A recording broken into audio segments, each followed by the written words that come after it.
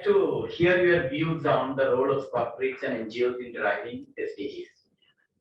Yeah, it's a very interesting thing that which is very much in vogue these days to talk about the corporates and the role of NGOs. So one thing that I particularly find that when we are talking about NGOs, I mean, we should not put all the NGOs in the one single umbrella, like they being not professionally qualified, they being just running out those business for their own sake, which of course are the cases, which should I not deny that. But this is also an area that one should actually explore down to come up with a proper statement saying that it is being done. For example, I represent the Hans Foundation. We are one of the biggest foundation in India, and we are a trust, of course. And we get our foreign fund from our donors, Mr. Manoj Bhargava. And we also generate funds from the corporate. So one, I find that there should be, first point should be the develop and monitor need-based program. I'm very much in the favor that one should not develop program just for the sake of developing it.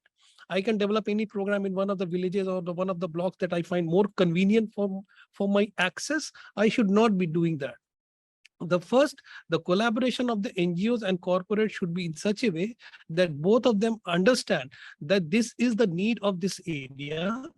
If we are talking about places like, for example, the way that we have implemented a project in Bageshwar in Uttarakhand, there is a place called Pindar Valley.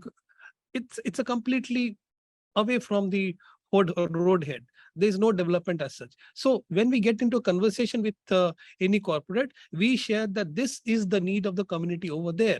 The education status is so dismal. The livelihood status is just dismal. People are just thriving on potatoes and nothing as such. So when we come with need-based programming, develop the program, have a clear-cut theory of change. Like this is the pathway of the project, which should be both agreed by the corporate and NGOs, then the funding can come. And one thing is very, very clear that one should emphasize or rather underline also, it should not only be process monitoring. It's when we say that the gentleman Anurag was saying that we are touching those lives, which I agree, most of the NGO boast on that. Most of the corporates also boast on that we are touching so many lives. Touching means not making changes. When we are talking about impacting those lives, that is the real thing. And impacting those lives can only come if you get a end-line survey done through a proper agency, external agency, which will put you a very objective program results. So unless once your theory of change is finalized, your logical frame of the program is finalized, then start doing your project together. I mean, take the corporate's help. NGOs can do it better because they have got more field presence. And of course, corporates have also corporate foundations. They have also garnering a lot of experience, so some 8-9 days, as the gentleman also was also saying. So once it is finalized, once do the monitoring, see where have you actually got the result or not got the result, then draw learning from that. This is something that I'm also emphasizing, that it should not be only one part that we have implemented the program, our timeline is over, now we are walking out. No, it should not be like that.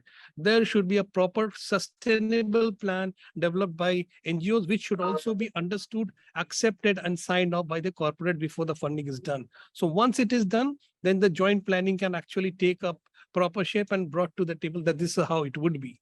And whatever experience that we have drawn, let's suppose if you are talking about any health project, education project, livelihood project, there is enormous piece of learning that everybody draws from the result that one draws, from the best practices that one takes on, from the processes that one carries. So it can, the learning platform can be actually be led by the corporates and also by the NGOs, and they can disseminate the learning with proper data, so that anybody doing similar kind of intervention in similar geography, which show similar socioeconomic condition, show those things into account rather than reinventing the wheel.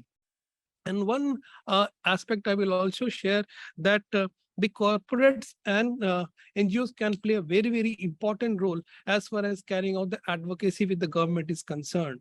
We know that the many places like I also, which I'm coming to from Jharkhand right now, we have established a system of monitoring the program at the state headquarters, we are working on that with the help of National Rural Health Mission.